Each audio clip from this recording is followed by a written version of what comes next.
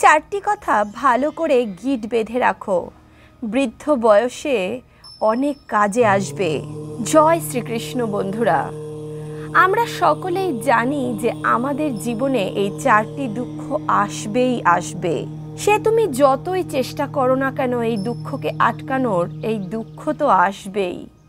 যেমন জন্ম, মৃত্যু, বার্ধক্য এবং অসুস্থতা। এই চারটি দুঃখ জীবনের কটু সত্যতা। কোনো প্রাণী এর থেকে বাঁচতে পারে না। এই চারটি দুঃখ আমাদের পৃথিবীতে আসার সাজা, ঈশ্বরের দ্বারা দেওয়া সেই দণ্ড যা আমরা না চাইতেও ভোগ করে চলেছি। এই দুঃখ আমাদের নিজেদের দ্বারাই প্রাপ্ত হয়েছে। আমরা সত্য ধর্মের ত্যাগ করেছি। এ কারণেই আমরা বারবার এই মর্ত্যলোকে ঘুরে ঘুরে আসি নিজের সত্য ধর্মের পালন করার জন্য। যতক্ষণ না পর্যন্ত আমরা নিজেদের সত্য ধর্মের পালন করব, ততক্ষণ আমরা এই জন্ম মৃত্যুর চক্র থেকে বেরোতে পারবো না। আজকে আমরা কথা বলবো বৃদ্ধ বয়স নিয়ে, যা প্রাণী জীবনের তৃতীয় কড়া সত্যতা, যাকে কেউ স্বেচ্ছায় স্বীকার করতে চায় না, কিন্তু তাও আমাদের ভোগ করতেই হয়। সকলেই চায় যে সে সব সময় জোয়ান থাকুক, সকলে যেন তাকে দেখে সুন্দর বলে, কিন্তু করারও তো কিছু নেই।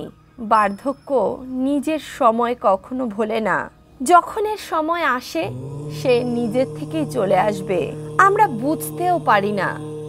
যাদের নিজের রূপ, সৌন্দর্য এবং নিজের শারীরিক গঠনের উপর খুবই অভিমান থাকে, যারা নিজের রূপের অহংকারে অন্য সকল ব্যক্তিকে ছোট মনে করে, তারাও একসময় বার্ধক্যকে স্বীকার করবে। তাদের সমস্ত অভিমান, অহংকার বার্ধক্য চুরমার করে দেবে।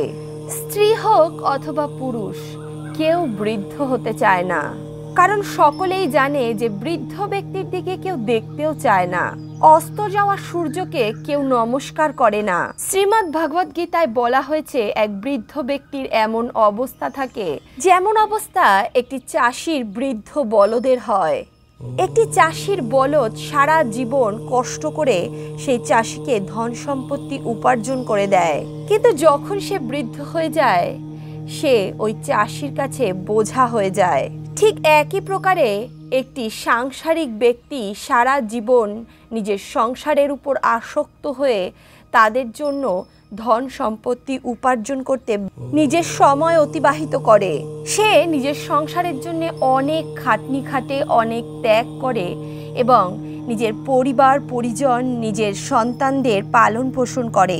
নিজের সমস্ত আশা আকাঙ্ক্ষা ত্যাগ করে নিজের সন্তানদের বড় করতে সময় অতিবাহিত করে। কিন্তু তারা যখন বৃদ্ধ হয়ে যায়, তাদের সন্তানেরাই তাকে বলে, এ কবে মরবে। সারা রাত একটুও ঘুমাতে দেয় না, সারা রাত খকর খকর করতে থাকে। অন্যান্য দেশে তো এই সকল ব্যক্তিদের জন্য বৃদ্ধাশ্রম বানিয়ে দেওয়া হয়। এমন অনেক দেশ আছে যেখানে বৃদ্ধ ব্যক্তিকে মেরে ফেলা হয় এবং তারপর অনেক বড় উৎসব অনুষ্ঠান করা হয়। কি করা যাবে, বৃদ্ধ ব্যক্তিরা বোঝা হয়ে যায় যে সব সময় কিছু না কিছু বলতেই থাকে। এমন ব্যক্তিদের আমরা বলি মাথা খারাপ হয়ে গেছে, সব সময় উল্টোপাল্টা কথা বলতেই থাকে। জোয়ান ছেলেমেয়েরা তাদের কোনো কথাই শুনতে চায় না।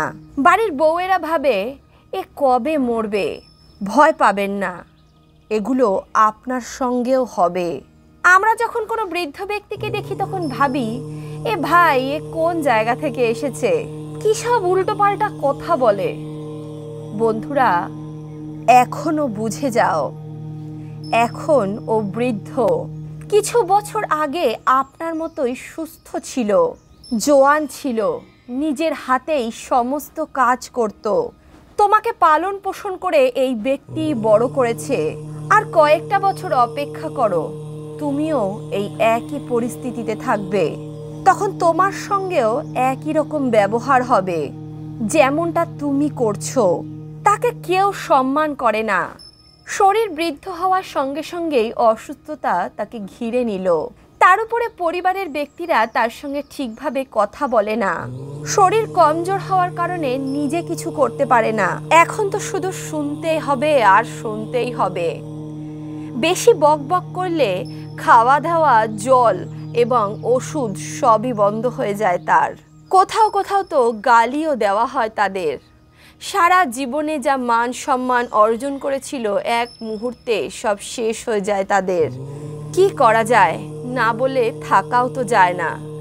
বেশি চিন্তিত হলে মনে হয় যেন মৃত্যুই এখন শেষ রয়ে গেছে। বন্ধুরা, অনেক কষ্ট বৃদ্ধ বয়সে।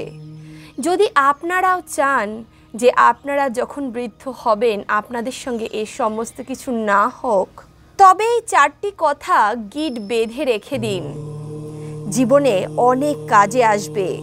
প্রথমত, বৃদ্ধ বয়সে অকর্মণ্য হয়ে থাকা উচিত নয়। যতটুকু পারবেন ততটুকু কাজ করতে থাকবেন, যাতে করে পরিবারের লোকেরা আপনার গুরুত্ব সম্বন্ধে বুঝতে পারে। দ্বিতীয়ত, খুব কম কথা বলা উচিত, কারণ বৃদ্ধ বয়সে বেশি কথা বললে মানুষে সে কথার গুরুত্ব দেয় না। তৃতীয়ত, বৃদ্ধ বয়সে পরিবারের ব্যক্তিরা যদি না চায় তাহলে তাদের কোনো উপদেশ দেবেন না। চতুর্থত, সহ্য করার ক্ষমতা নিজের মধ্যে নিয়ে আসুন, কারণ সহনশীলতাই একটি পরিবারকে জুড়ে রাখতে পারে, তা না হলে পরিবার বিভাজিত হয়ে যায়। বন্ধুরা, এই 4টি কথা যদি আপনারা বৃদ্ধ বয়সে মেনে চলতে পারেন, তাহলে আমি কথা দিচ্ছি যে আপনারা নিজের পরিবারের সর্বদা প্রিয় হয়ে থাকবেন। সকলে আপনাকে সম্মান জানাবে, সকলে আপনাকে ভালোবাসবে। আরও একটা কথা, নিজের জীবনে নিজের জন্যে কিছু সঞ্চয় করুন, কারণ মানুষ খুবই স্বার্থবাদী। অন্য কোনো কারণের জন্য না হলেও সে আপনার ধন সম্পত্তির লোভে আপনাকে দেখবে। বন্ধুরা, কিছু কিছু কথা খুব কঠোর হয়, খুব কটু হয়, কিন্তু এটাই সত্যতা, এটাই মানুষের চরিত্র। বন্ধুরা, আমার মতে সকল বয়সের ব্যক্তিরই এই আলোচনা, এই প্রসঙ্গ শোনা উচিত, কারণ ভবিষ্যতে যে সময় আমাদের দেখতে হবে, যে দিন আমাদের দেখতে হবে, তার সম্বন্ধে একটি ধারণা নিয়ে নেওয়া, সেই বয়সের ব্যক্তিদের জীবনযাত্রা কেমন, তাদের মনোভাব কেমন, তারা কি মনে করে আপনাদের জন্য, বা আপনারা তাদের সঙ্গে যে ব্যবহারটা করছেন তাতে তাদের মনে কি প্রভাব পড়ছে, এটা জানাটা খুব প্রয়োজন। কারণ আমাদেরও তো এক সময় সেই দিন, সেই সময় দেখতে হবে, আমরা তো এর থেকে বাঁচতে পারবো না। তাই পরিবার পরিজনকে দেখার সঙ্গে সঙ্গে নিজের জন্য কিছু সঞ্চয় করুন, যাতে বৃদ্ধ বয়সে আপনাদের এই সময়, এই দিন দেখতে না হয়। আর নিজের আশেপাশে থাকা বৃদ্ধ ব্যক্তিদের সম্মান করুন, কারণ কর্মের থেকে ওপরে কিচ্ছু হয় না। আপনি যেমন কর্ম করবেন ঠিক তেমনই ফল আপনি পাবেন। এ জন্মে নয়তো পরজন্মে অবশ্যই পাবেন। আর যে দিন আমাদের এ জন্মেই দেখতে হবে, তার ফল আমাদের এ জন্মেই পেতেও হবে। বন্ধুরা, আজকের ভিডিও আপনাদের কেমন লাগলো কমেন্ট বক্সে অবশ্যই লিখে জানান। ভিডিওটি ভালো লাগলে ভিডিওটিতে লাইক করুন, বন্ধু বান্ধব আত্মীয় পরিজনের সঙ্গে ভিডিওটি শেয়ার করুন, আর অন্তর্মন থেকে বলুন রাধে রাধে।